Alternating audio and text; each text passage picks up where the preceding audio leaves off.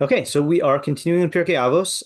Reminder, none of my shiurim next week, except Monday night mishnah, but no Wednesday night Tillim, no Thursday night Pirkei Avos, and then no Friday morning, because I'm going to be in Connecticut almost all week. Okay, so Avos 4:8. This is kind of a continuation of the last mishnah, which I'll just review, even though we don't need it to understand this one. Oops, sorry. Avos 4:7 said, so it's about judges. Rabbi Yishmael ben Omer, Rabbi Yishmael the son of Rabbi Yossi of Galili says, "Hachosech atmo min hadin," one who withholds himself from judgment. Porik mimenu eva v'gaza ushvu hashav. He removes from himself hatred, theft, and an oath in vain. V'hagas libo b'hara'a shota rasha v'gas ruach. One who makes his heart haughty in the act of halachic ruling is a fool and a wicked person, and one who is haughty of spirit. So, only reason I'm bringing this up now is to show that this was advice for judges to avoid being in a position of judgment. Okay, so some say that this mishnah that we're doing now is, I didn't copy the right mishnah. Hold on. Some say that the mishnah that we're doing now is a continuation of the previous mishnah. But definitely it's thematically related. Okay, so Hu Haya Omer, Al Tihi Dan Yechidi, She'ein Dan Yechidi Ella Echad. Ve'al Tomar Kabalu Da'ati, Shehin Rasha'in Velo'ata. Okay, anyone want to try translating that? Used to say. Yeah, go ahead, Tamar. I'm not sure, but don't be a single judge, a lone judge. Yeah, lone judge is actually really good. Don't be a lone judge. Because there is only one lone judge. Yeah, so I'm gonna that's a good translation. I'm gonna put it in terms of the literal translation. For there is no lone judge except for one. Okay. All right, then yeah, ve'al tomar kablu dati. And don't say you plural should accept my opinion. Yep. My opinion. Shehin Risha'in Velo'ata. I don't know what Rashai means like first, but it doesn't exactly seem like it means that. Yeah, so Rashai is I think it's Mishnaic Hebrew for permitted. For they are permitted. Okay. And not you. And not you. Okay. That is the statement here. Okay, so that is the advice. And again, I think it's shot that this is, plain shot is this referring to a judge. Okay. So what are the questions and problems? Yeah, Vanessa. Permitted in what? Okay. They are permitted in what? Or I guess they're permitted. Yeah, I'm just trying to think if there's a better way to say that. I'll say to do what? Or yeah, in what is good. In what is good. Yeah. Yeah, Lauren? Also, who is they? Yeah. That it's referring to. Okay. Who is the they in the second clause? Or who is being told, or who is possibly being told, being told, accept my opinion. Okay, yeah, Fega. What's the situation that this applies? What is the situation that this mishnah is talking about? Right, something that has to do with judgment, but not we need specifics. Yeah, Lauren. Yeah, to add on to that question, I guess the Havamina is like, why would you think that you could be a Dan Yechidi? Because I thought the Beis Din always has three judges. Okay, so what is the Hava Amina? Which means I always figure out how I translate Hava Amina.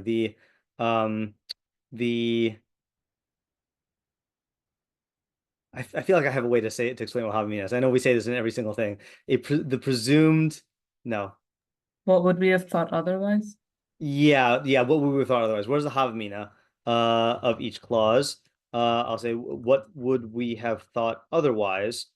Okay, and then in the first clause, is there a valid Havamina that you could judge alone? Judge, as a solitary judge? Don't you need a Beis Din of 3?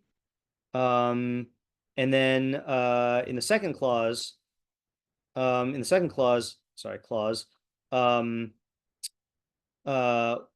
would you think that you could tell these people, okay, whoever they are, to accept your opinion, if in fact you can't, or they can't accept it, I guess you can't, yeah, right. So like, what's the hot mean? Okay, yeah, Tamar. What does it mean that there's only one dan yechidi, and why does that, like, what does that tell you about what you shouldn't do? Yeah, okay, so what is meant by there's only one lone judge? And I'm gonna also just say, I mean, this is kind of the same question unless you treat it differently. Who is this one lone judge? And then also implicit in the question, so you asked what's the cause and effect relationship, or what's the argument? I'll say, yeah, I'll put it like that. Why shouldn't you be a lone judge? How does the reasoning that follows explain anything? Yeah, Vega? So I have two questions. First, Sure. if somebody's a judge, then it's not the opinion that you care about, it's the actual ruling. So why is it that the opinion is what matters? Okay, Like, that's a could good it question be also. Okay, the ruling? yeah, okay, so let's say what specifically what is meant by opinion, as opposed to so I guess, yeah, what's it meant by opinion? Is this referring to the ruling itself, or the opinion that precedes it? And what's your second question? My second question was why it specifically says velo ata, like it's like they, but not you. Like, what is it that applies to them, but not you? Okay, right. So they're permitted in what, and what is added by the not you?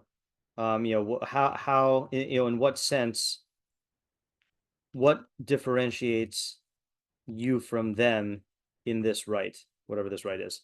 Yeah, Lauren. Also, I guess like similar to why, if it's like I'm thinking like why can't, if someone knows that their opinion, if someone thinks that they're doing the right judgment, Yeah. why can't they say Okay, like good. accept this judgment? If they're a unbiased, smart, wise judge, isn't it acceptable to suggest Yeah. your own judgment?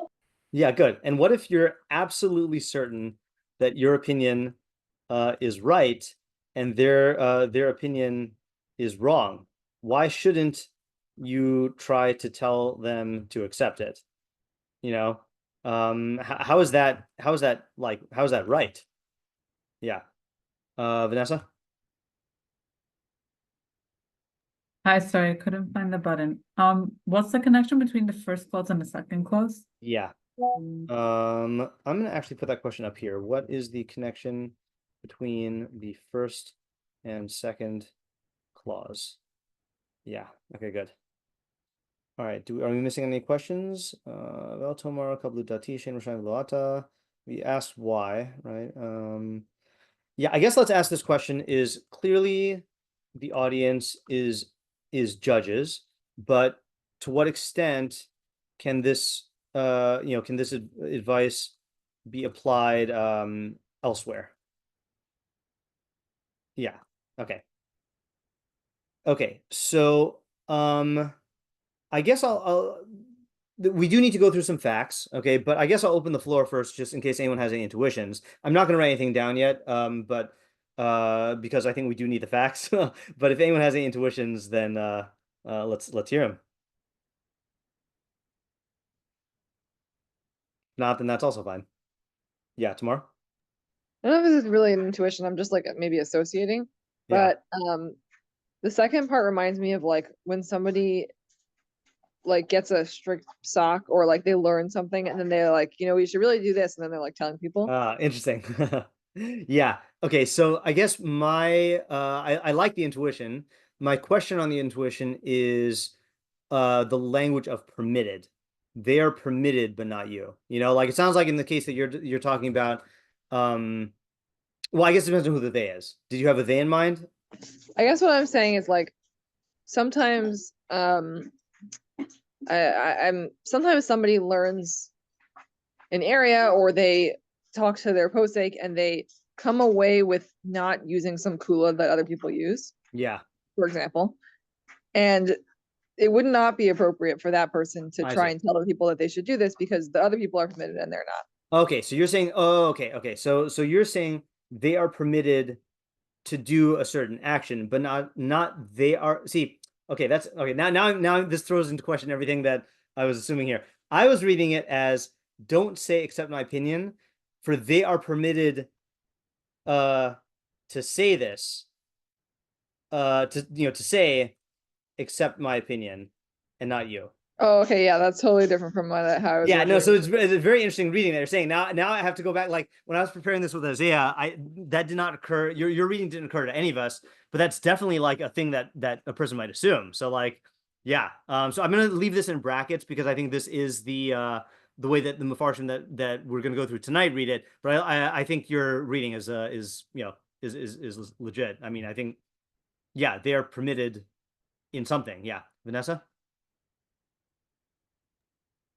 You asked the question of who's they, and I'm still trying to reconcile the first and second clause. Is it possible that the transition here is like, okay, don't be a lone judge, but then when you're in a basin of 3, you can't say to the other 2 guys, hey, you have to accept my opinion. I know better than you. Like maybe you're like the top Talmud, whatever.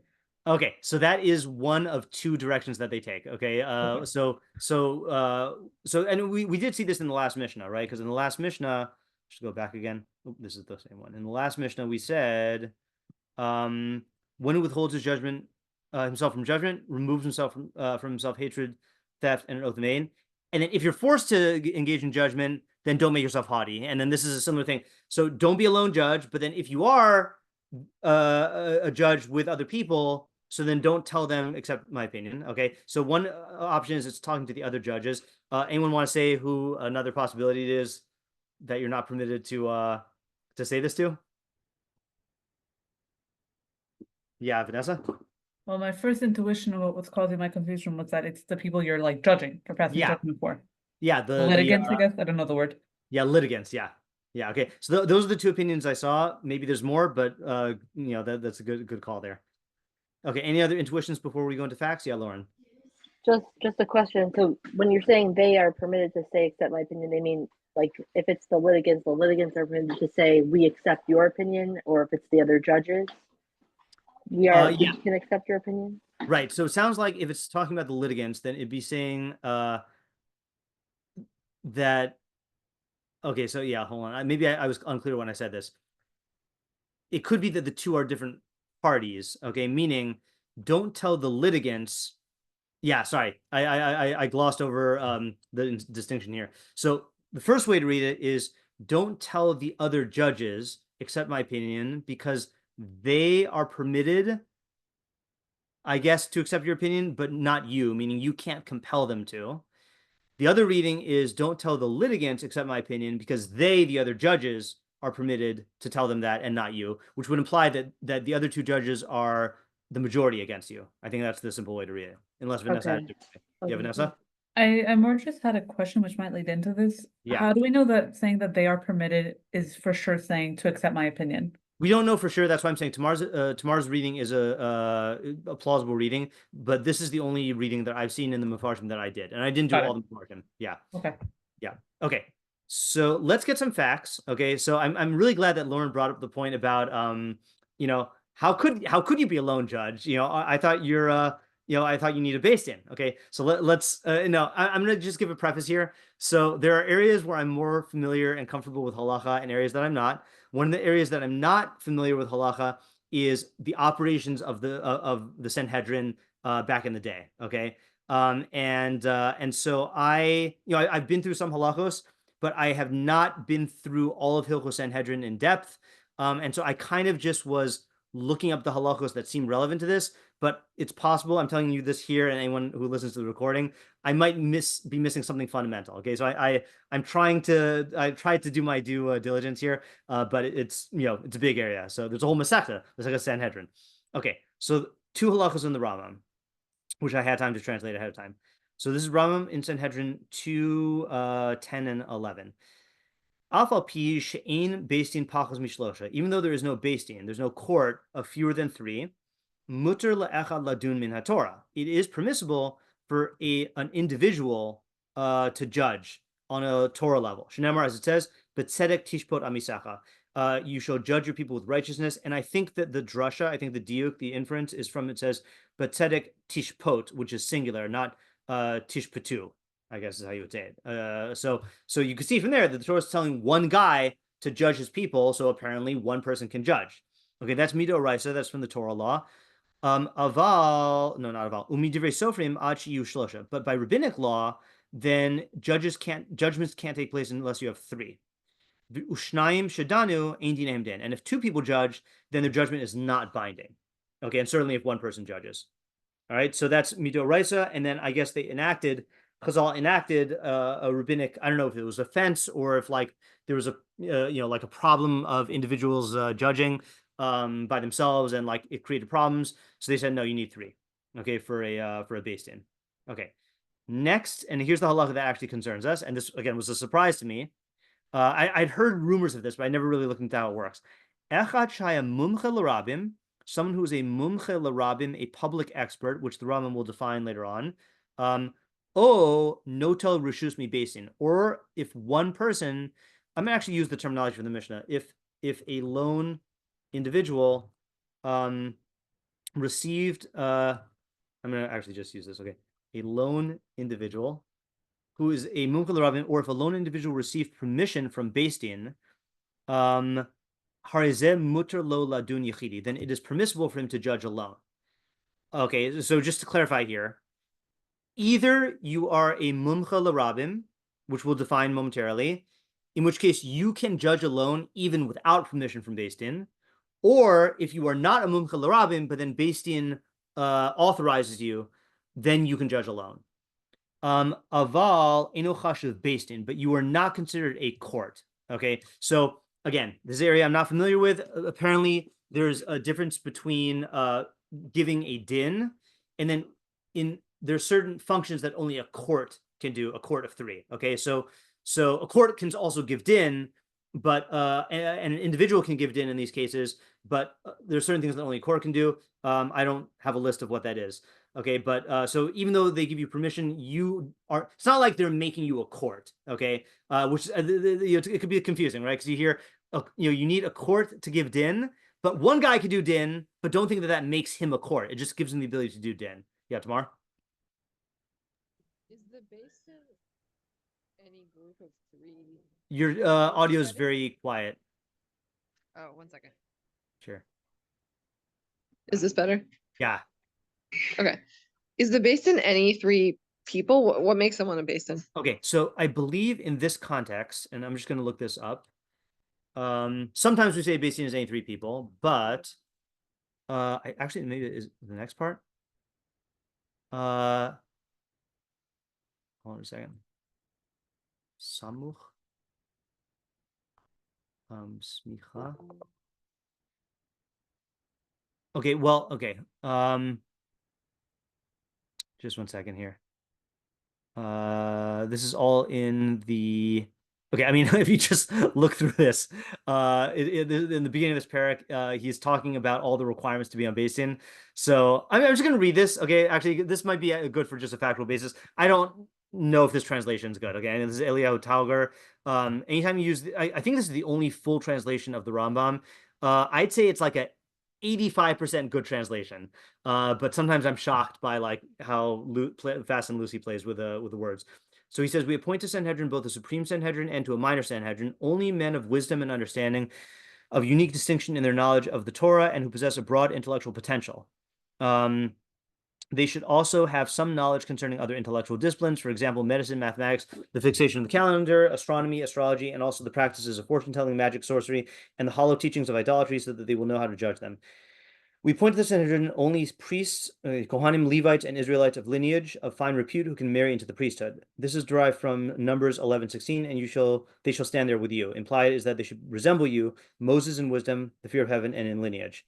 It is a mitzvah for there to be Kohanim and Levim in the Sanhedrin, as it says, and you shall come to the priests and to the Levites, and if appropriate ones are not found, it is permissible for all the judges to be Israelites.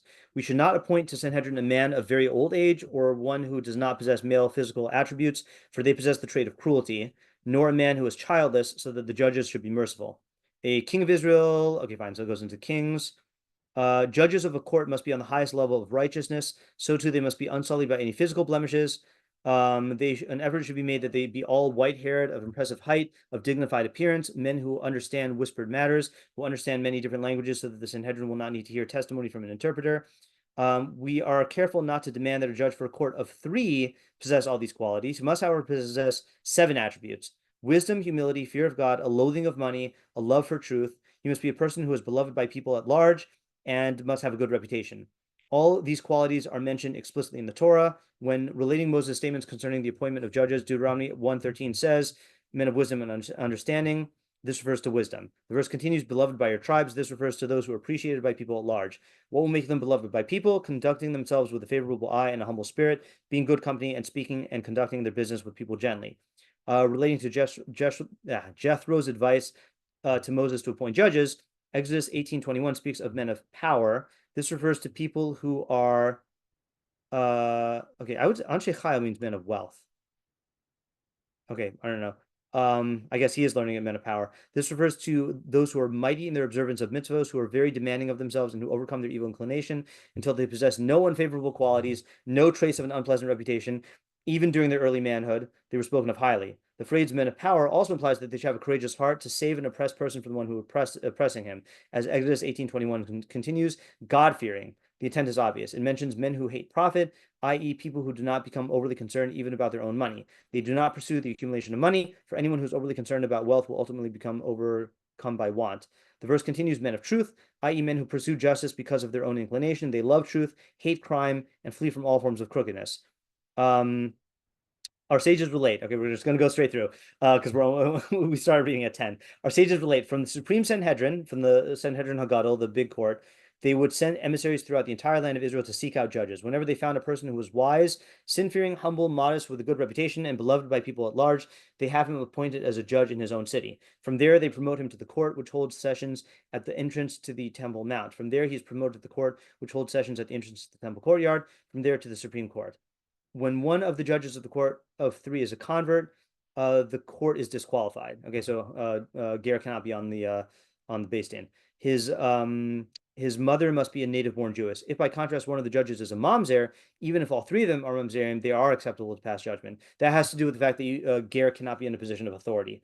Similarly, if all the members of a court of 3 were blind in one eye, it is acceptable. This does not apply with regard to a Sanhedrin. However, a judge is blind in both. If a judge is blind in both eyes, he's unacceptable to serve on the court. Okay, and then that's when he goes into this. So, Tamar, to answer your question, it's not just any 3 old people, but it also does not. I mean, it seems like this is subject to like a moral and qualification like reckoning that is carried out by the higher courts. So, like the courts choose the lower judges, and they're all of like a high repute. So this is a perfect example. I know I don't know Israeli politics, but I know that they were like before October 7th, there was a whole thing about like the courts, and it sounds like this is the type of thing where if you get any corruption and the corruption like tips the scales, then you can get corruption all the way down. But if they're sticking to these qualities, then you're going to have the top people in the nation as judges.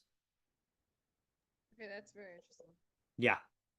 Okay. I thought, so the thing I wasn't sure about, which is why I wanted to read this, is for the smicha requirement, which I just want to look one more place here. Smicha meaning original rabbinic ordination, not like what we have today.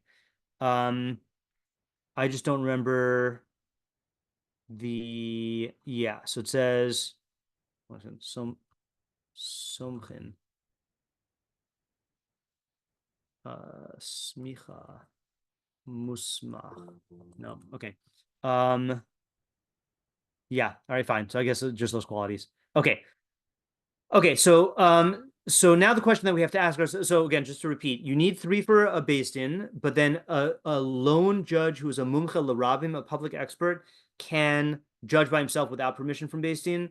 But Beis Din has the right to grant another person who's not a public expert the ability to judge by himself, but either way, they're not a Beis Din. Okay, so the Rambam actually does not define this in the Mishnah Torah, from what I can see. He does define it in the Pirush Mishnayos, and what I did here is since Pirush Mishnayos was written in Arabic, Judeo-Arabic anyway, and this is a Hebrew translation, I just used ChatGPT. I don't think I read it through, but this is not my translation. So he says, you should know that the matter of a mumche means morasha, which means he's authorized. That is a person who has already been examined, tested, and found to be exceptionally wise and skilled. So the Hebrew is, again, this is the Hebrew translation of the Judeo-Arabic, nivchan, so bechina, and nusa. I don't know the difference between examined and tested. I don't know if like they give him like an actual test. And he's found to be b'chachma gadol umuvhak, great and expert, or exceptional, really. If the one who examined and tested him was a Beis Din, then he is called an expert of the Beis Din. If his wisdom became widely known among many people without being appointed by Beis Din, then he is called a mumche l'ravim, an expert to the public. And we have already been clarified at the beginning of Sanhedrin that a Beis Din in an unqualified sense refers only to one that has received smicha in the land of Israel. Okay, good. I thought that this was the case. I knew I wasn't going crazy. I was pretty sure that the Beis Din that we're talking about here means that they need smicha. And again, without going into what modern rabbinic ordination is, in the olden days, they had smicha, which means that Moshe Rabbeinu gave smicha to Yehoshua, and Yeshua gave it to the next person, and to the next person, and the next person, and it's an unbroken chain going back to Moshe Rabbeinu. And obviously, it's based on your qualifications, but it's actually like a legal. It endows you with legal rights, and smicha was lost sometime like after the Amoraim or before the Amoraim, during the Amoraim period, I think. And so the Beis Din that grants this authorization has to be with smicha. Okay. Then he goes, then he goes on. By the way, this is in Pirush Mishnayos Bechoros 4:3, and then in 4:4 he says, one who is not an expert and received authorization. Sorry. I meant to go back and summarize. So in other words, like this: a mumche l'rabim is someone who just gets a reputation for being an expert in the area, so he can judge on his own. And then a person who's authorized by Beis Din goes through an official test. Okay, now you might think the fact that he is authorized by Beis Din means that he's not a full expert in like, you know, the same sense as an expert to the public. But no, Rambam goes on, one who is not an expert and received authorization, such case is impossible. For a Beis Din would not grant authorization to someone who's not an expert. And if it did so, the authorization would not be valid. Okay, now I don't know what that means practically, but what he's saying is like, you know, it'd be like if, okay, I hope this is true what I'm about to say, is that, you know, universities can give an honorary PhD. I don't think you can give an honorary MD. Okay, I hope you can't. And if a medical school gave an honorary MD, I don't think that that would be valid. Okay, so similar here is they just wouldn't give one to someone who's not an expert. And then he goes on and he says, even if a person was appointed for a single matter, like let's say, for example, you're appointed as an expert in monetary law, so that matter is not permitted unless he's wise in all the laws of the Torah. So you can't have like a savant who like specializes in one area of halacha, but is like not knowledgeable in the other areas of Torah. They would not authorize someone. Okay, then he goes a little bit into who gives this authorization. And I don't know if this part's relevant, but Rav Nachum Rabinovich quoted it, so I'm going to assume it is. Okay, the one who grants authorization is the Rosh Galus, or the Reish Galusa, the exilarch, who stands in Babylonia. Okay, anyone know what Reish Galusa was? What exilarch was? Was it like the head of the Jewish community in Babel? Yeah. Or? So it was the political head of the Jewish community, and it was a scion of Malchus Beis David, so a descendant from David and Melech, okay? And there was a lot of politics involved because, as the Rambam was about to say, the Reish Galusa was not necessarily a Talmid Chacham, and many times there was like a battle between the Reish Galusa and the Rosh Yeshiva. So he says, the one who grants the authorization is the Reish Galusa, and his qualification is not necessarily wisdom. The head of the yeshiva who stands in the land of Israel, however, is required to be exceptionally distinguished in Torah wisdom, such that no one more complete than he can be found in all of Israel at the time when he's appointed. The authority of the exilarch over all of Israel is like that of a king who rules by force, which is why he's called a scepter. As it is stated in Sanhedrin 5a, the scepter shall not depart from Yehuda. That's a quote from Bereshit 49:10. These are the exilarchs in Babylonia who rule Israel over Israel with a scepter, meaning with compulsion and force. You see that we pay no attention to his wisdom, but only to his lineage, and that his appointment is with the agreement of the people in his area. However, the yeshiva in the land of Israel is focused on Torah. Yeah, Tamar? Can you hear me right now or no? Not so much. Give it a second, I'm trying again. Right. Okay. How's Yeah. this? Good. Okay. So, what does the Reish Galusa have authorization over that's being described here? So here, what is being described over is the Reish Galusa can authorize an individual as being an expert, as being a mumche. The thing that's unclear to me is the Rambam says that a beis din who authorizes someone who's not qualified, then the authorization is not valid. And I would assume that a Reish Galusa who authorizes someone who's not qualified, it's also not valid. But I'm not sure because he's saying that like there is this like he's ruling by force. And that's a halakhically recognized thing. Like he can make the Jews do things halakhically. But I don't know if that gives him the authorization to appoint someone who's not an expert. Okay, so he says now, the person who is examined and then receives authorization, whether from Babylonia or from the land of Israel, is the one for whom authorization is effective.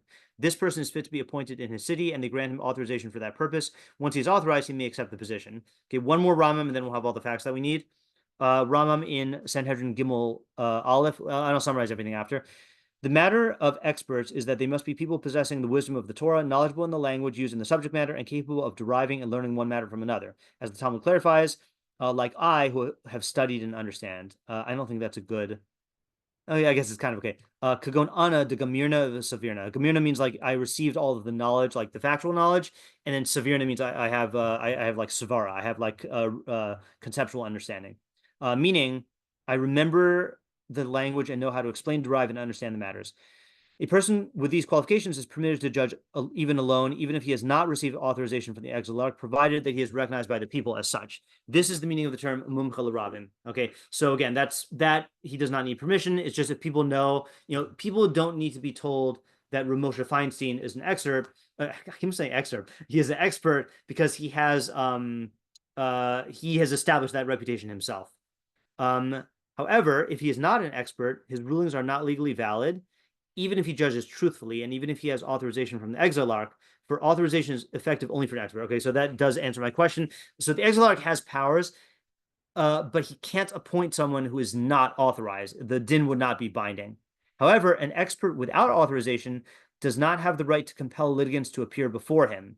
Okay, so in other words, he can't do like a court summons to himself. Rather, if he does judge them, his judgment is binding upon them. But an expert who has received authorization from the exilarch may judge litigants regardless of whether one of them consents or not, and no person can evade his ruling in any location. Okay, so just a summary here. Okay, summary of the facts. So we have there are two types of experts. Mumche, okay, is a public expert and a court authorized expert. I didn't even spell it right. I'm just, wow, what is going on? I've got some sort of psychological block against expertise. Okay, so those are the two types. Okay, so a mumche, I'm just gonna say mumche. A mumche l'rabim can judge on his own without authorization, but his rulings, and his rulings are valid, but he does not have the right to compel litigants to appear before him. Okay, his rulings are valid after he issues them. Okay, but in contrast, a mumche beis din can needs authorization either from another from a beis din or the Reish Galusa.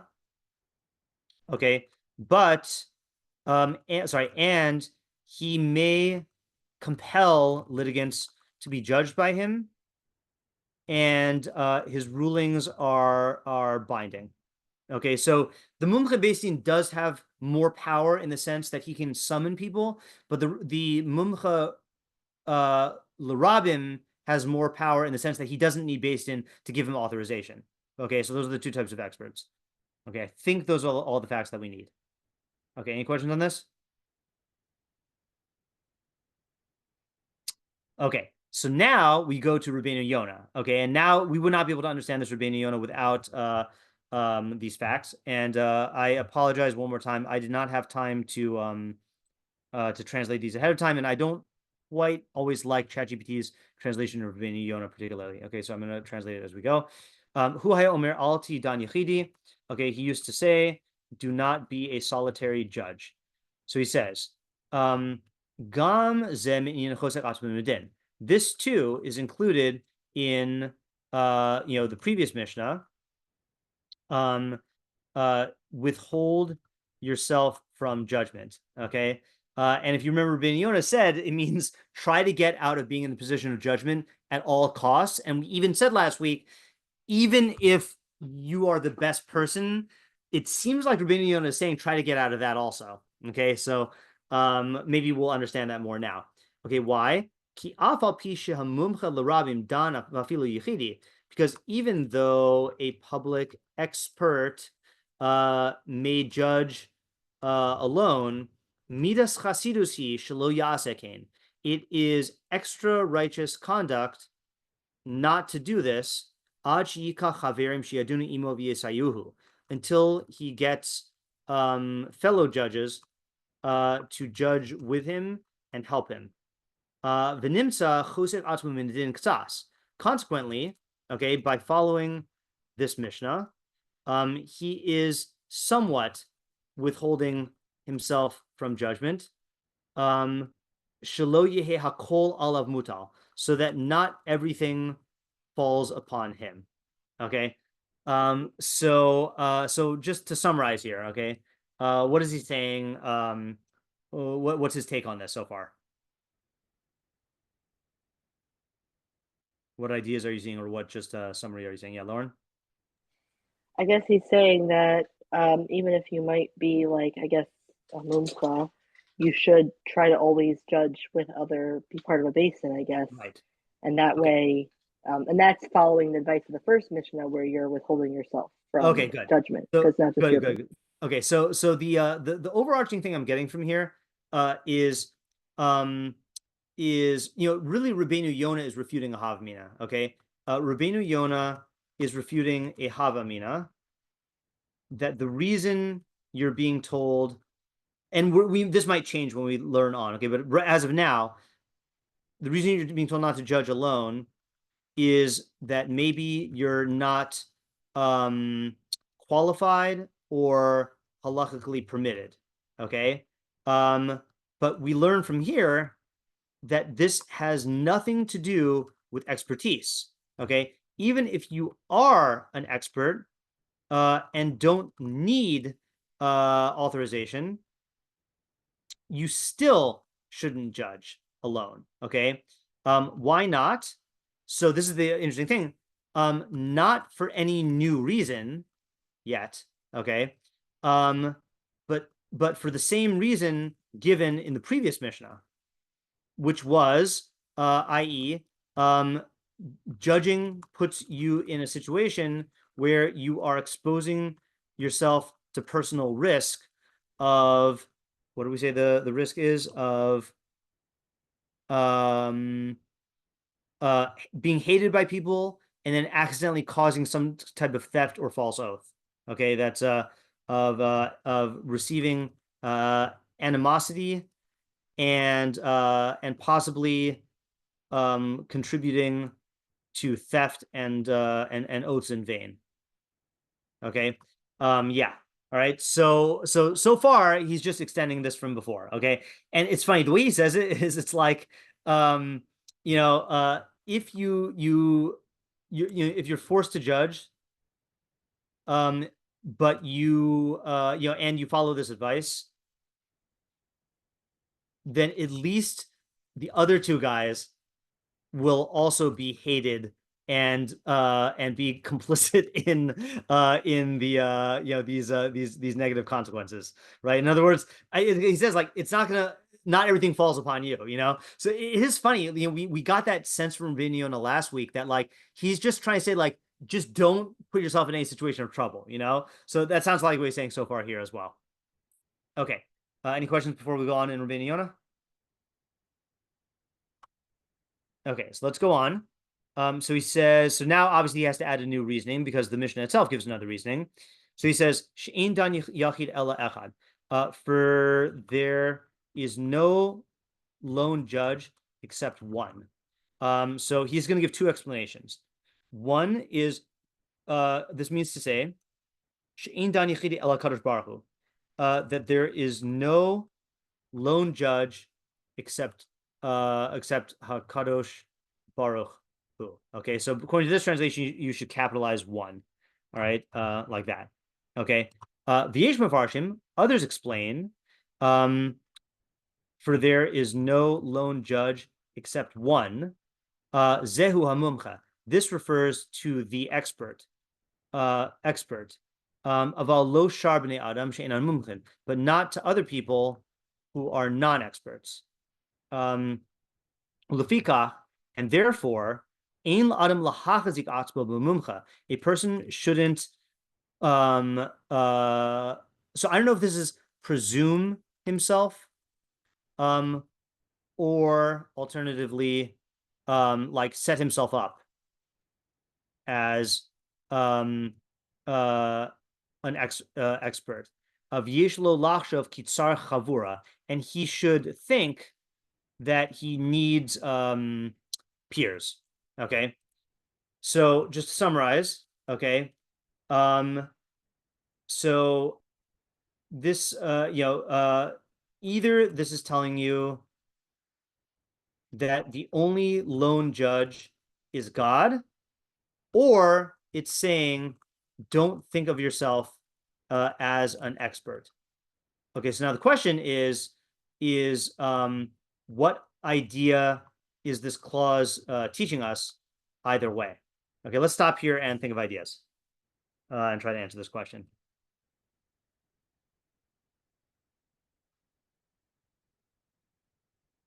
What do you think? Yeah, Tamar?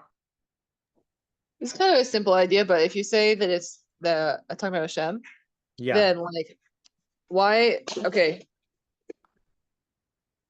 shouldn't you judge alone? Maybe it's because like you're flawed, and even if you're really, really sure, you're better off with backup because you're just a flawed human being. The only one who can be 100%. Yeah. Only Hashem can be 100% flawless in judgment. Okay, so I think this is a good explanation. I'm just trying to think. Do I want to deviate in my order of Mefarshim here? Give me 1 second.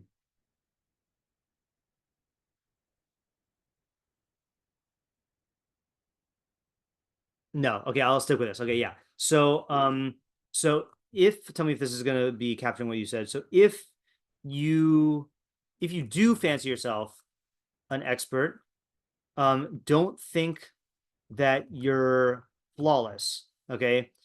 You are a human who has imperfections, and there's only one perfect judge. Is that what you were saying?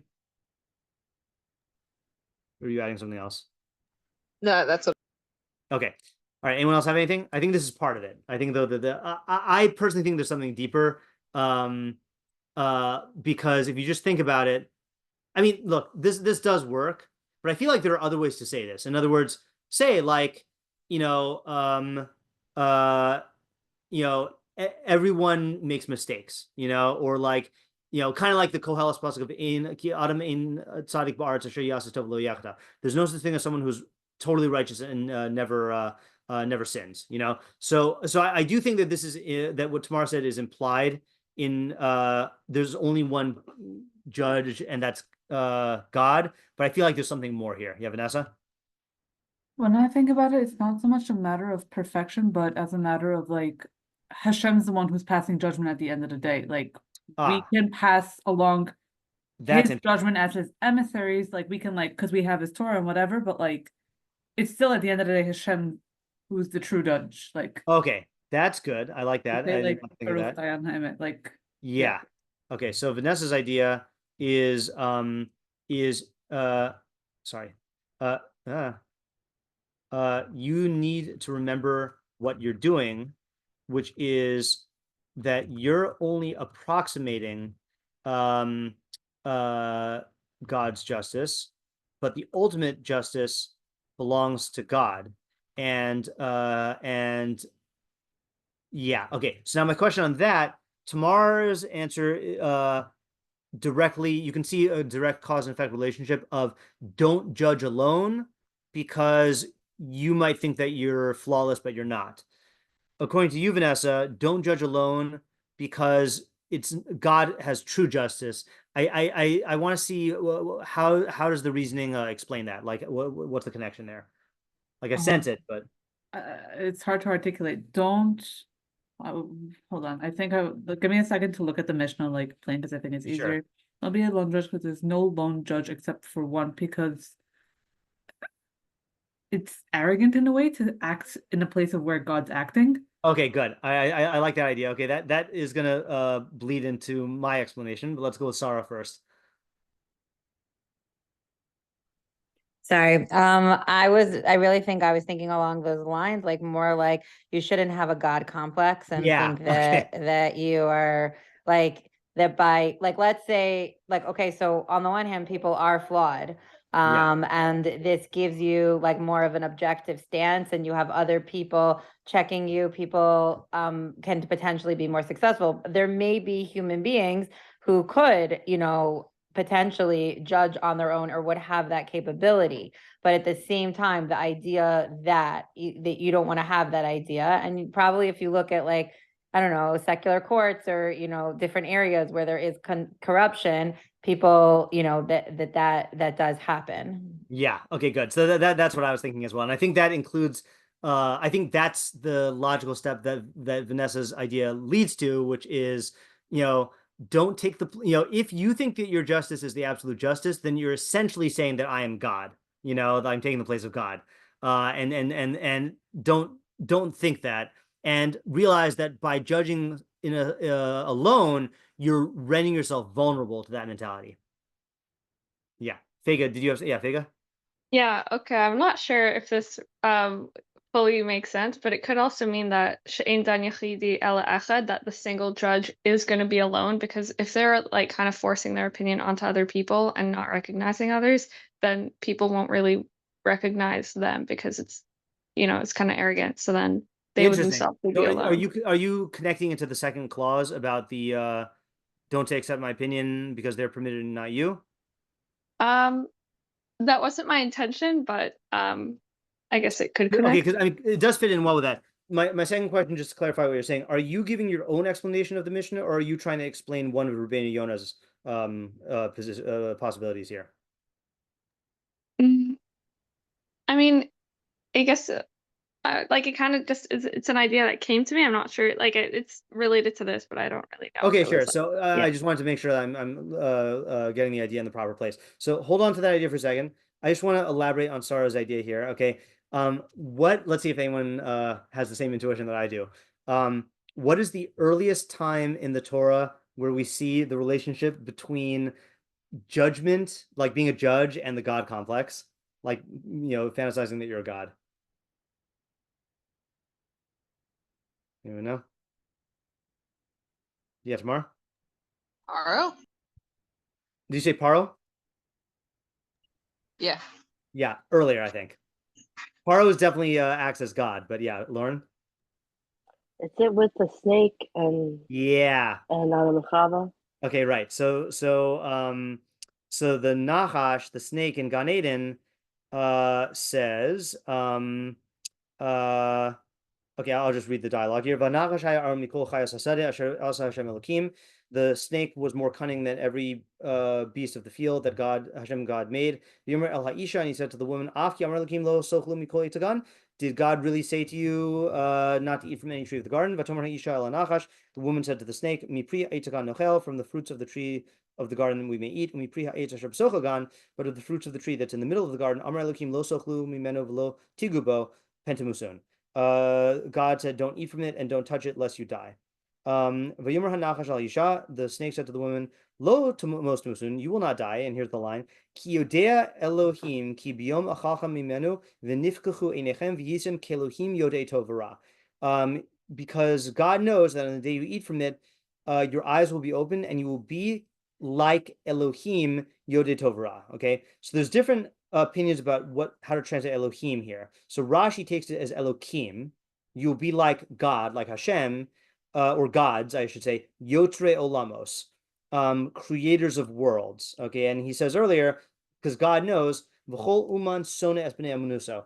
Every craftsman hates his competitors. Min ha'etz achal hazeh achal ubar es olam. God ate from this tree and he created the world, and now he knows that if you eat from the tree, you're going to be creators of worlds. Okay, but there are other Mefarshim who say, I just got to find one, that okay, so then Ibn Ezra says malachim, you'll be like angels. That's another meaning of Elohim. Okay, we'll find it soon. I think the Ralbag says it. Let's go. Let me go to the Ralbag. Actually, let's look at Sadikon. No, he also says malachim. Radak? Nope, Radak also says malachim. Wait, Chazkuni? Nope, he also says malachim. Okay, I didn't realize so many of them said you'd be like angels. Hey, where's the Radak? The Ralbag, I mean. Ralbag says, yeah, here we go. Yisem keluhim yodei tovra him hashoftim. So the Elohim are judges, okay, and the Torah refers to judges as Elohim, okay, like Elohim lo sakalel, don't curse judges. And I explained in my Sunday shiur 2 weeks ago that according to Sforno, the reason why they're called Elohim is because Elohim refers to, Tselem Elohim refers to the human intellect, and so judges should be characterized by the intellect. So he says, Heim hashoftim manhigi hamadinos, who rule lands.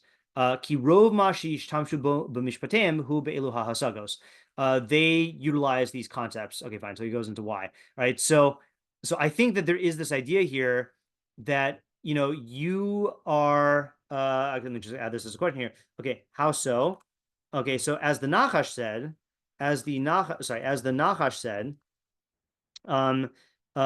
if you eat from the tree of knowledge of good and bad, you'll be like Elohim, judges, knowing good and bad. Okay, which means that like you will be the arbiters of good and bad, not God.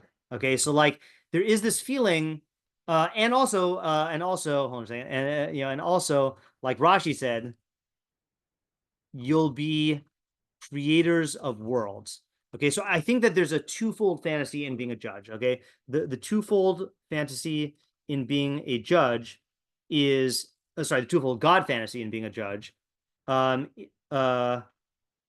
is A, you decide what is right and wrong, and B, you create realities. Okay, the judges, by their proclamations, change things in real life.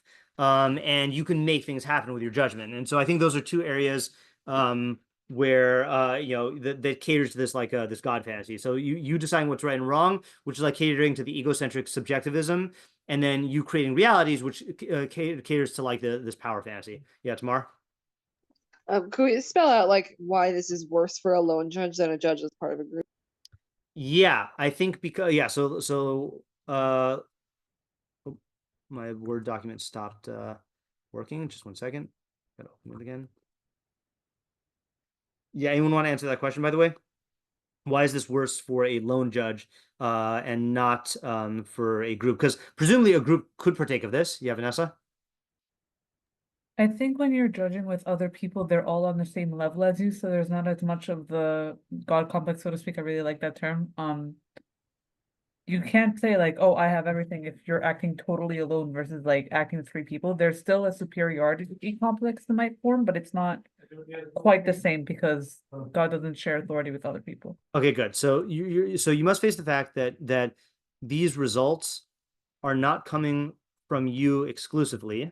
Okay. And these other people are just as qualified as you in most cases.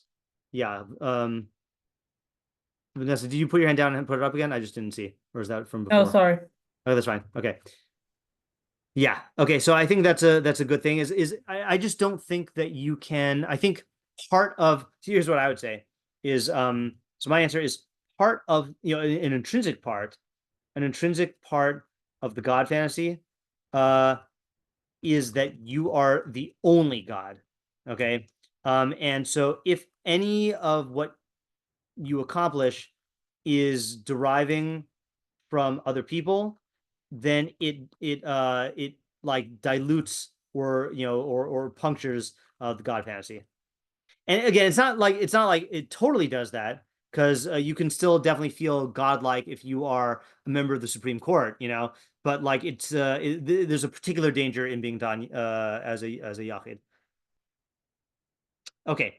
Now, explanation 2 is a little bit more difficult, right? So explanation 2 is saying there's no lone judge except one, meaning that there's only one expert, okay? But or not that there's only one expert.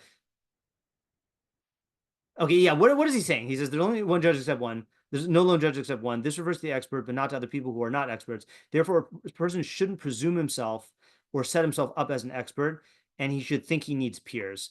So what's the idea here? What's the reasoning that he's engaging in?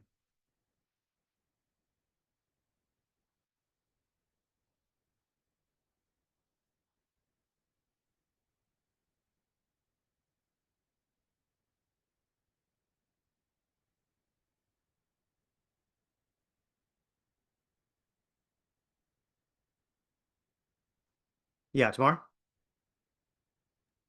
I mean, I'm really not sure. I could try to start. Sure. Yeah, I'm also not sure. Okay. I mean, I guess that it's important to know that you shouldn't judge alone unless you're an expert, because you maybe are like trying to assess whether or not you should do this. Mm-hmm. I'm not sure exactly what the logic is here, but maybe the fact that it's such a special case means you shouldn't assume that you're in that special case.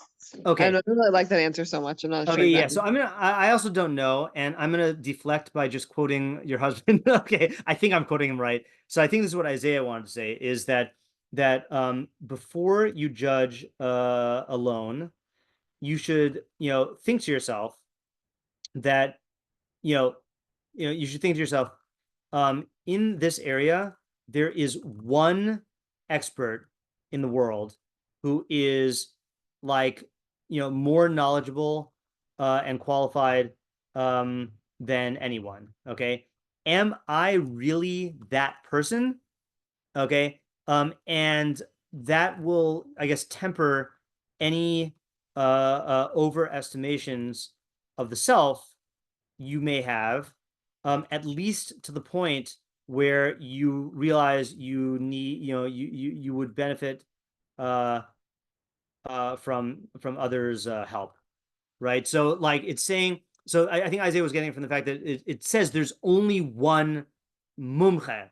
What do you mean there's only one mumche? Like, you're telling me like there's only one person who's an expert in, like, I don't know, like medical halakhic ethics? Really? There's only one?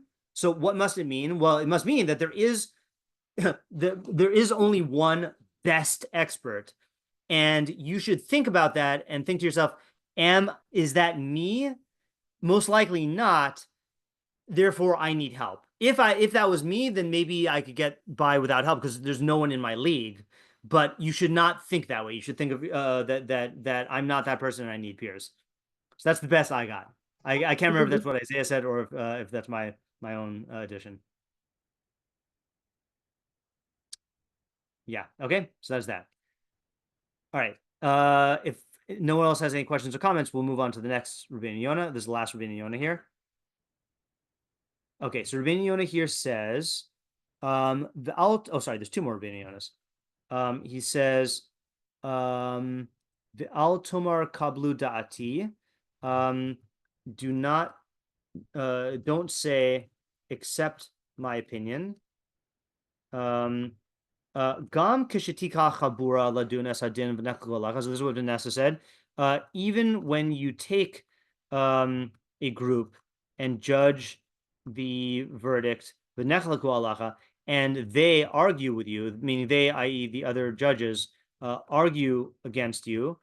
Al tomar, don't say ani mumche, I'm an expert. Vehim ena mumchim, and they are not experts.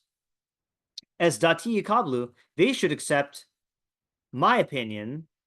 V'ivatlu datam etzli, and like not negate. What's a good word for this? Abolish, reject, cancel, void. What was that? Nullify. Yeah, nullify. That's good. Yeah, they should nullify their opinion in light of mine. Ki lo mipnei anvanasusi ani levadi hayisi. Sorry, ki im lo mipnei anvanasusi ani levadi hayisi dan esaden. Because if it weren't for my humility, I could have judged the case. Okay, gamata esfarasitase. And now that I'm judging with them, they should enact my opinion. Okay, why? Because you shouldn't think this. Okay, and I'm going to go ahead and do the second Rabbeinu because there's only one line and it might be relevant here. So he says, for they are permitted, but not you. Okay, what does that mean? Im yaskimu chaviracha b'datacha. If your fellows agree with your opinion, yesh lahem lekabel devaracha. They can, they may accept your words. V'im lo, but if not, einacha rashai lahachricha mazos.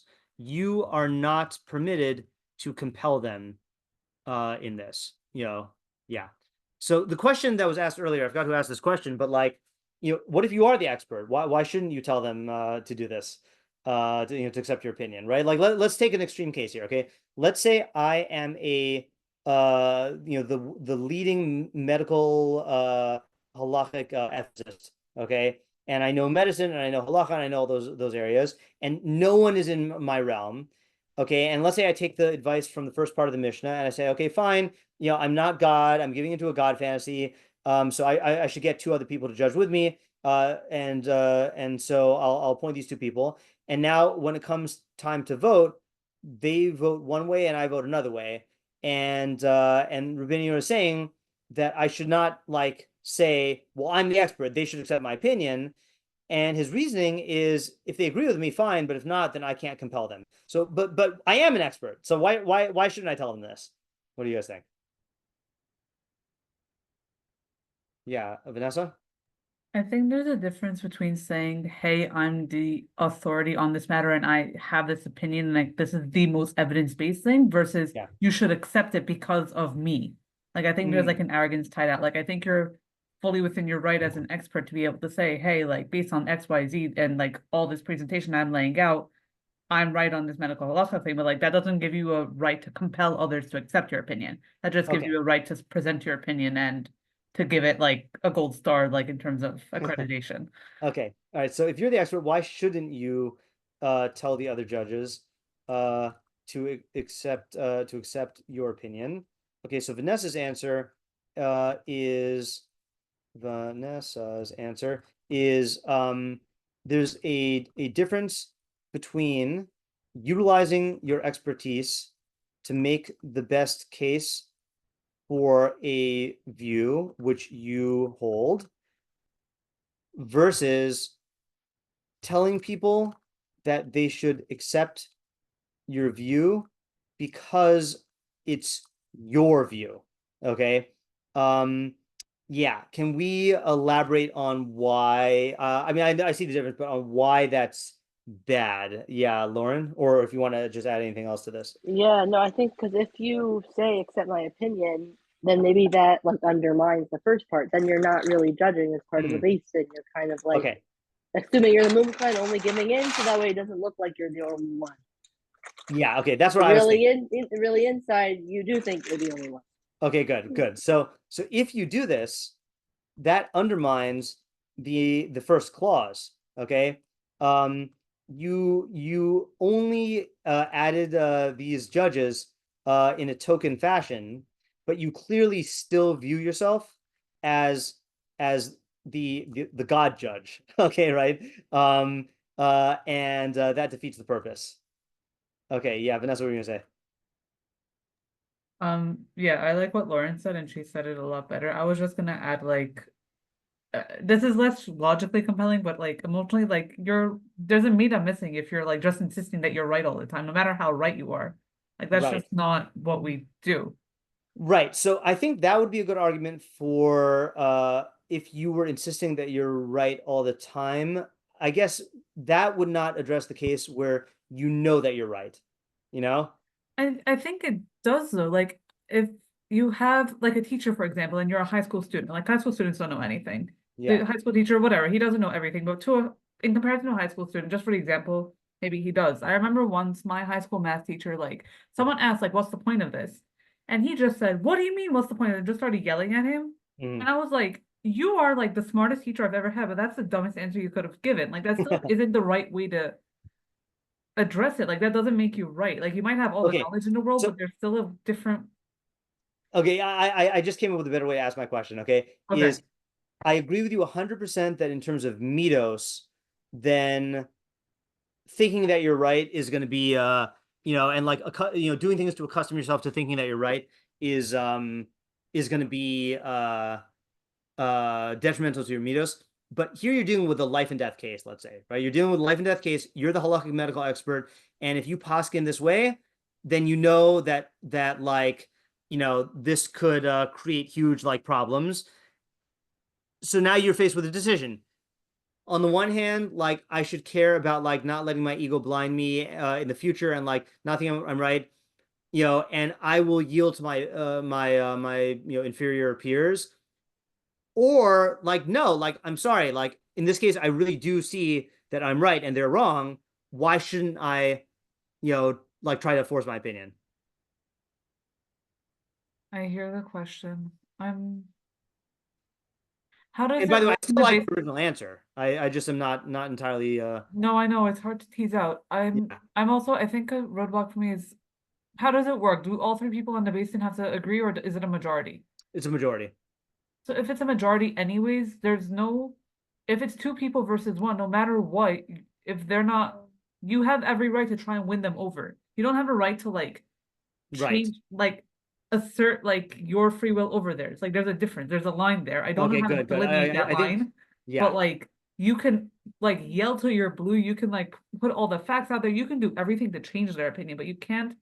There's a difference between doing that and compelling them and just saying like I'm right and you're wrong. Like that's the end of it. Like I'm stealing your stamp of Beitzin and I'm like I'm okay, good. My answer is going to elaborate on that. Okay, so I'm not going to write anything of that yet. But let me hear out Lauren and then tomorrow, and then I'll show you my answer. Yeah, Lauren. Also, I think that like if your idea is really good, then they'll agree with it on its own. You shouldn't tell them externally. Like kind of let the idea speak for itself. Yeah, exactly. Let the idea speak for itself. Yeah, Tamar. Yeah, I was gonna say the same thing almost. Just like if you're such an expert, why can't you convince them? And if you really, really, really can't convince them, then maybe something's wrong with your idea. Yeah. Okay, good. All right. So I'm gonna just give my formulation of this answer. Okay. My formulation of the answer, which I think it does include what all three of you are saying, really. Okay, which is that there are two ways to get the other judges to vote like you. Okay. One is persuading them by changing their minds. Okay. Their minds. And then the other one is by like legal force. Okay. You have every right to attempt to persuade them. Okay, but legally you have no recourse to force them to accept your opinion, because the voting system, I'm just going to call it, doesn't recognize expertise. Okay, only number. And here's just one thing I'm going to add to this, which is halachically, they are not compelled to yield to an expert. Rather, they are compelled to follow their minds. And that's exactly what you're doing. Okay. So, in other words, when it comes to voting, each judge must follow must vote based on what is clear to their minds. You do that for your opinion, your expert opinion, and they do that for theirs. Yeah, Vanessa? I think also, since we went into everything of like what qualifies someone to be on a Beit Din, like even with the broadest example, these aren't just like Joe Schmoes on the street. Like right. The whole point of this is that you don't have to be an expert to be able to serve on Beit Din. You have to right. have a really sound intellect. You have, like, if anything, there's a really big strength in having three people who have different worldviews and different approaches to things, who like we know are vetted in terms of like intellectual what's the word, like capacity and wisdom and all that. But whatever, I think I mean, no, that's a good point. So we know there's the strict criteria for being on the Beit Din, okay, but one of those criteria is not be the best expert in this field. Okay, so they are totally, admirable individuals who are within their legal rights to rule based on their opinions. Yeah. Okay, good. Okay, so that is the Rabbeinu Yonah. And I actually want to I wanted to do two more Mefarshim, but I want to pull out two things from them. It's not going to be as long, and then I want to go back and summarize. Okay, so unless anyone has anything else on the Rabbeinu Yonah. Okay, so the Meiri, I'm just going to pull one thing from the Meiri. I'll read him, but I just want to pull out one line. Even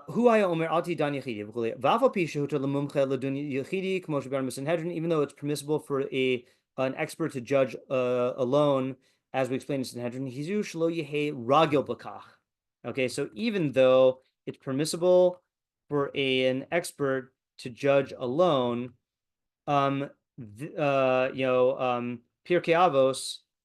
Avos warns that you shouldn't become accustomed to this. And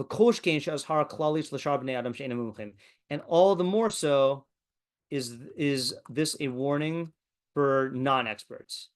Okay, let me just see if he says anything else here. This is only fit for Hashem, who is one. Okay,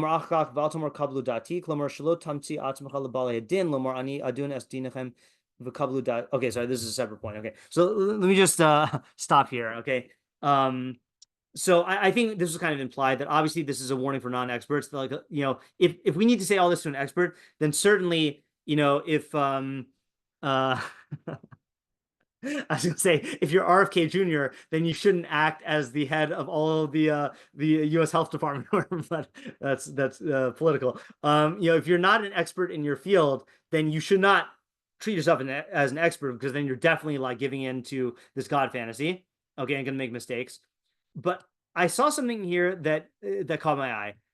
You shouldn't become accustomed to this. Okay, so that's a different language than Rabbeinu Yonah. Okay, and so my question here is, why does the Meiri phrase this as you shouldn't become accustomed to this, as opposed to Rabbeinu Yonah, who seems to be more stricter, by saying, avoid this at all costs. Now you could say that they're just saying the same thing, but I think don't become accustomed to this. I don't know. I see an idea in there that we wouldn't necessarily get from Rabbeinu Yonah. What idea do we learn from Meiri's formulation? What would you say?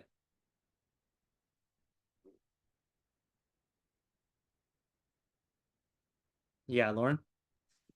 Maybe that like sometimes it is okay to do it. Because I remember last speaker Peter Yona was like very strict, just like not Right. being a judge at all.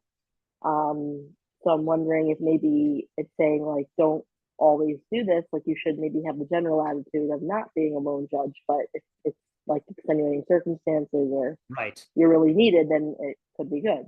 Okay, so I think the straightforward answer is don't treat this as an absolute rule. Okay.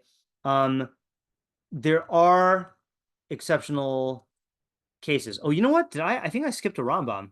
Hold on.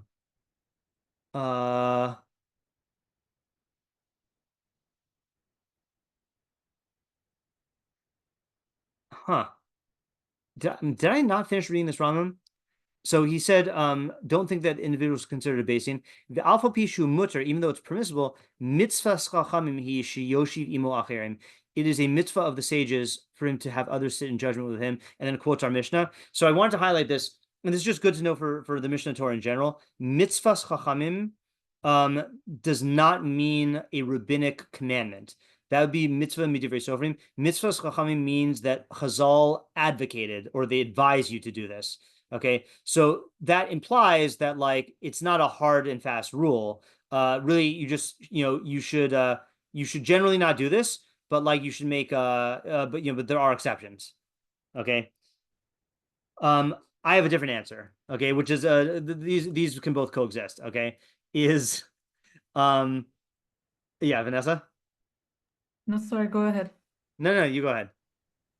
I don't know if this is so different, but like maybe a teasing in between is like there might be a standalone case where this is necessary, but like that's a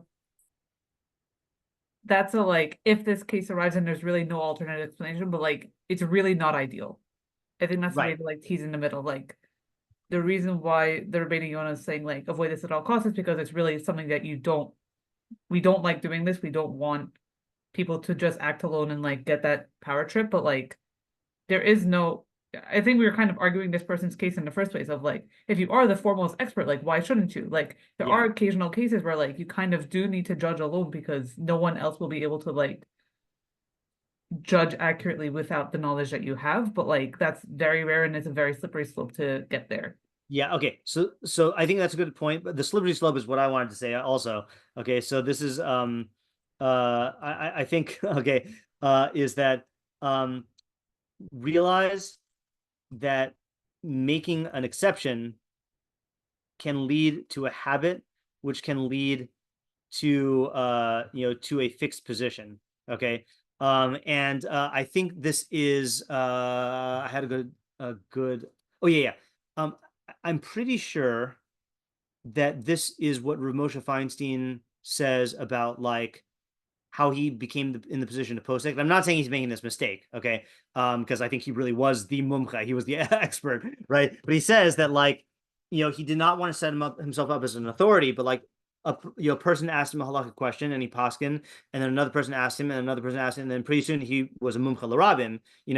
That if you make any exceptions, like anyone who's had me as a teacher in any capacity knows that like if anyone asks me a practical halakhic question, I'll say I'm not a posek because, and I learned that from my Rebbe Moskowitz, which is if you once you start telling people how to conduct themselves halachically, it's a slippery slope, and then you start making exceptions, and then you end up in this position where people are asking you shilas, so you gotta have so don't even start the habit. Okay. And again, there's a tension between Lauren's answer and this answer, but I think it's a warranted tension. I mean, I think both are true. Like there are exceptional cases, but you have to view this as a slippery slope. Okay.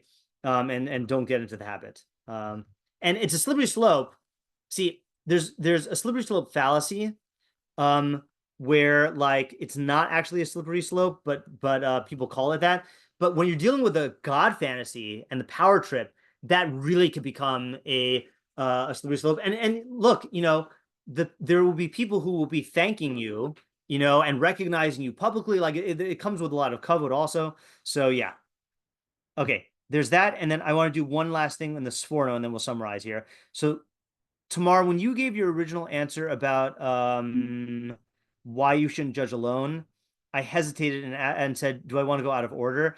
So this is why. Okay, so I'm going to read sforno, and you tell me, not you, Tamar, but anyone tell me how sforno is learning this differently than Rabbeinu Yonah. Okay, so he says, don't be a lone judge.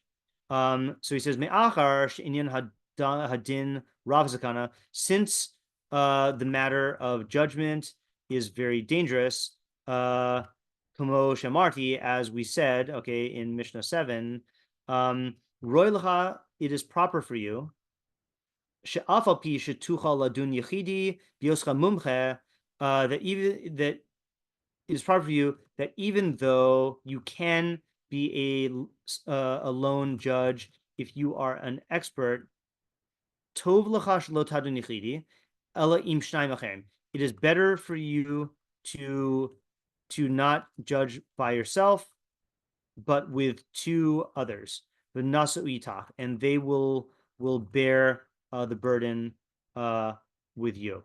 She'ein dan yechida ela echad. For there is no lone judge but one. Shehu dan bilti ha'adas edim, who judges without testimony from witnesses. Ubilti tainos balei dinim, and without litigants making claims. Shituhu, who can lead you astray, so can lead him astray. Aval hu aid v'dayan ubadin. Rather, he is the witness, the judge, and the litigant. Aval shar dayanim, but other judges, tzrichim b'dinehem lishmoa divrei edim ubalidinim, who by law need to listen to the witnesses and the litigants. Yikre bedinam taos umir malifamim, can sometimes make an error or be deceived in their judgment. Okay, so what is the difference between Sforno and Rabbeinu Yonah? Because both of them start off the same about how, even though you have the right to be a lone judge because you're a mumcha, don't judge alone because that's only God can do that. But there's a difference here. Yeah, Vanessa? This seems to like not be a polemic against like a God complex, but rather as like a, hey, judging is hard and like dangerous, and like you should be doing this with more people as a support to you, and like it's easy to make, not even just it's easy to make mistakes in terms of like you're fallible, so like don't do this because you'll make a mistake, but like this is, well, it is saying that, but like not in the sense of like you're not so smart that you'll make the right decision, but in the sense of like there are so many nuances here and there's so much that you can't possibly know that like you need more people to help support you to tease out like all the potential avenues. Okay, I'm not yeah. articulating it so well, but so I hear what you're saying. I think the only part I disagree with is saying that this is not a God fantasy. Okay, because I think this is a God fantasy, but there's a different one. A different one, yeah. But yeah, there's a God fantasy of like being omniscient instead of like okay, good. That's a good way to say it, right? Is that Rabbeinu Yonah seems to be emphasizing the omnipotent God fantasy, whereas Sforno seems to be emphasizing the omniscient God fantasy. Okay, like only God knows everything. Okay, and I'm actually going to read the footnote here. I wasn't sure about this myself until I read this footnote from Rav Moshe Kravitz, who writes the footnotes in this morning. He says, "L'chein, therefore, roi sheyadunu im od dayanim. It is proper for you to judge with other judges.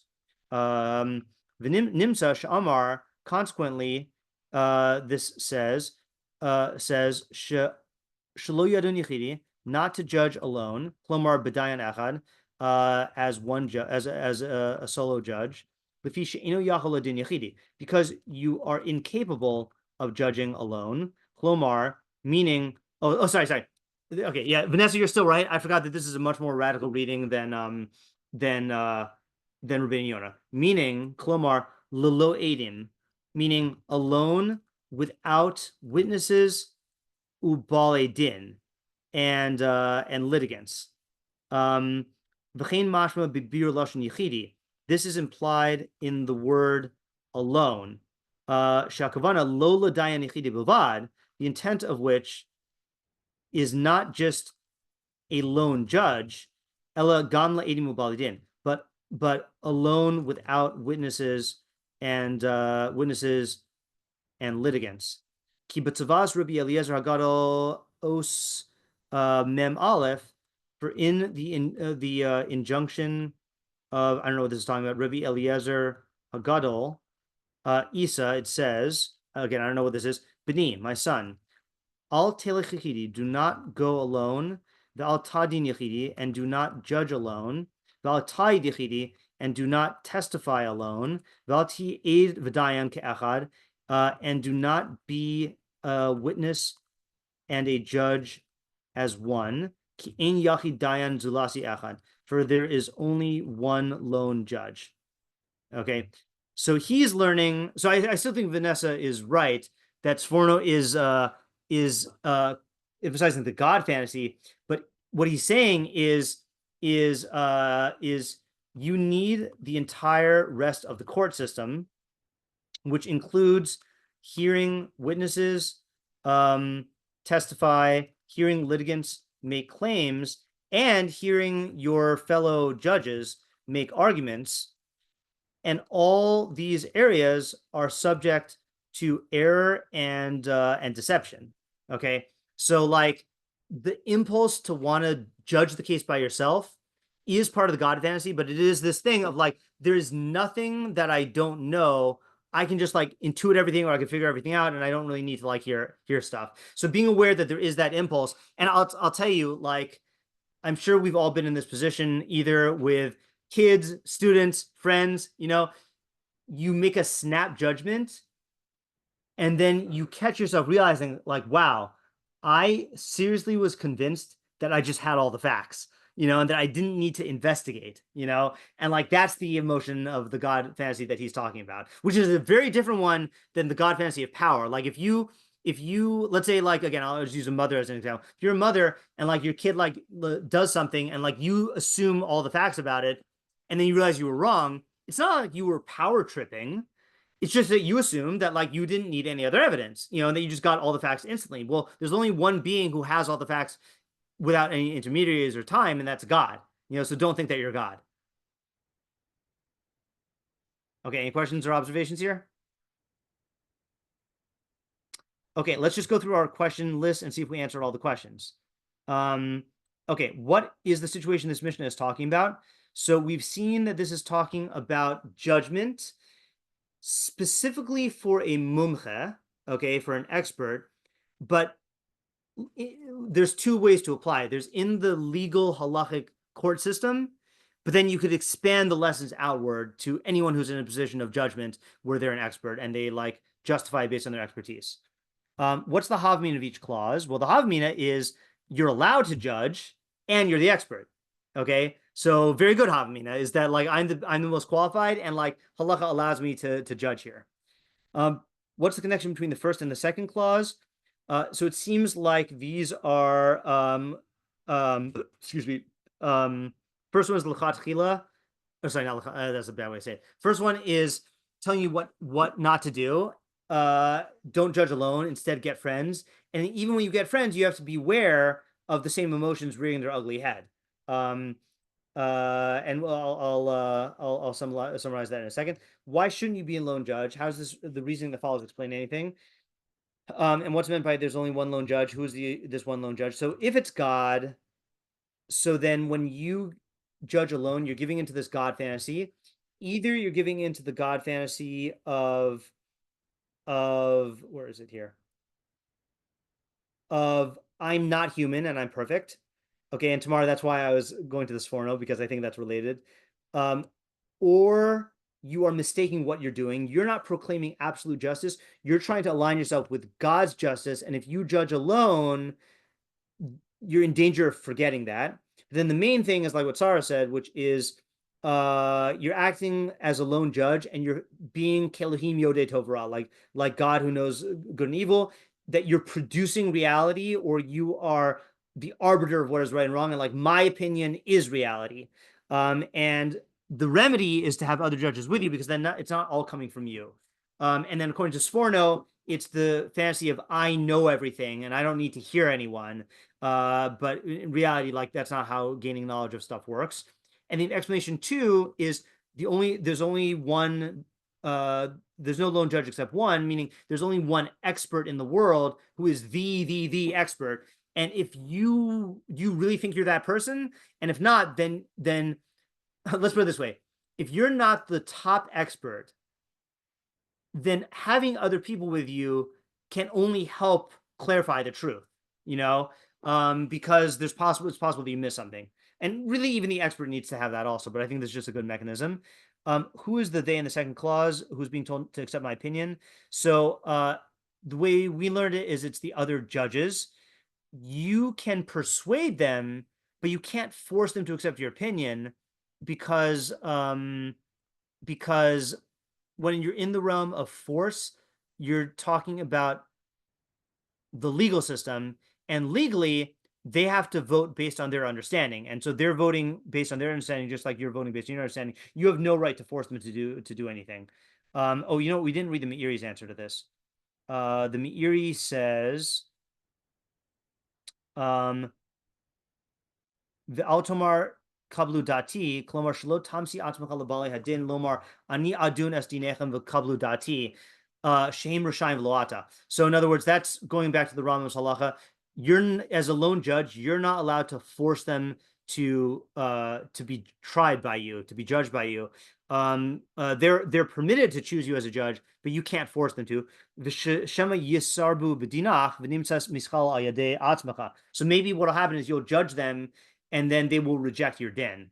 Okay, so like that, and that's a harm to the court. Okay, fine. So that's a separate opinion. What was the other questions here? Specifically, what is meant by opinion? Well, yeah, this is not talking about the ruling. This is talking about your opinion, your expert opinion. What if you're absolutely certain that your opinion is right and their opinion is wrong? Why shouldn't you try to tell them to accept it? How's that right? Well, so the answer is you should try to persuade them that you're right, but you can't force them to accept your opinion, because that's not how the court system works. Is, just case in point, every machlokas Tanaim where it's Rabbi Kiva versus everyone else, or Rabbi Meir versus everyone else, they all knew that Rabbi Kiva and Rabbi Meir were the genius, but they have to vote based on what makes sense to their mind. They can't just accept based on the fact that you're the expert. And that's why, by the way, in the Sanhedrin, they would start with the most minor student, and here, he would voice his opinion first, because if they start with the expert, it'll pressure everyone into accepting his opinion. But we want to encourage each person going according to their own opinion. They're permitted to vote like you, but you can't force them to. Or if it's litigants, they're permitted to choose you as a judge, but you can't impose yourself on them. What is added by the not you? What differentiates you from them? Well, if it's judges, then you're the minority. And if it is, if you're a mumche, you can't force them to be judged by you. And clearly the audience is judges, but to what extent can this advice be applied elsewhere? I saw a hand. I'll take the question before I do this last question here. Or I thought I saw a hand. Oh, no, it's just a comment if you want to. Yeah, sure, a comment, go ahead. No, it's just like I was thinking about Das Torah today. Like there's this, I don't know, I think it's relatively new that people only do things, even if it's not necessarily halachic, but after asking a Rav, and it's like very much like not trusting your own mind, right, to make decisions. Which it feels like, it's like feels like not such a good phenomenon. Right, we got problems in this area in both ways. Yeah. So then our last question is, the audience is judges, but to what extent can this advice be applied elsewhere? Well, I don't know about you, but I definitely see these emotions in me sometimes.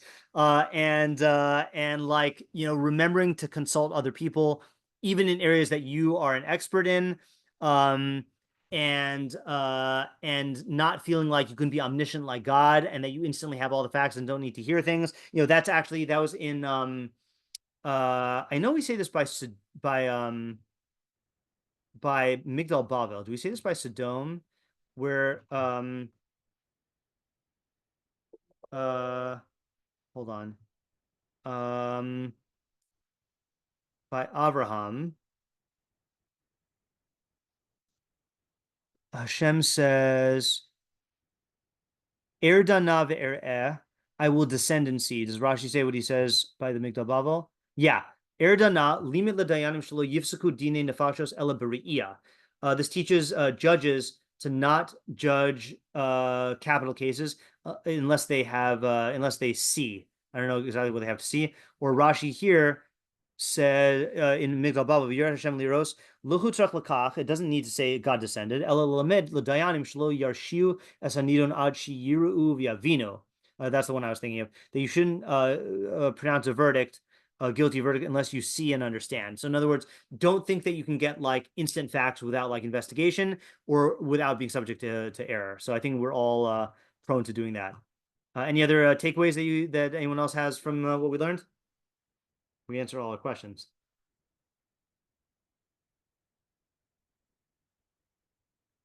Okay. I think this is a good mishnah. I'm really happy that these last two mishnayos, which seemed like they weren't meant for us, ended up having a lot of stuff for us also. And reminder again, next week, no Wednesday night, Thursday night, or Friday morning shiur. And then Bli Neder, we will continue the week after that. Oh, I should mention, sorry. Next Thursday night in this time slot, Jesse Fishbein is giving shiur in my place on my Zoom link. And it will be on comparing. Oh, I forgot the topic. Anyone remember what the topic is? Abraham and Eov. Yeah, thanks. Yeah, so she is giving that shiur at the White Shul this Shabbos, but she'll give it again on Zoom. Okay, thanks for coming. Have a good Shabbos, everyone. Thank you. Thank you. Thank you. Shabbat shalom.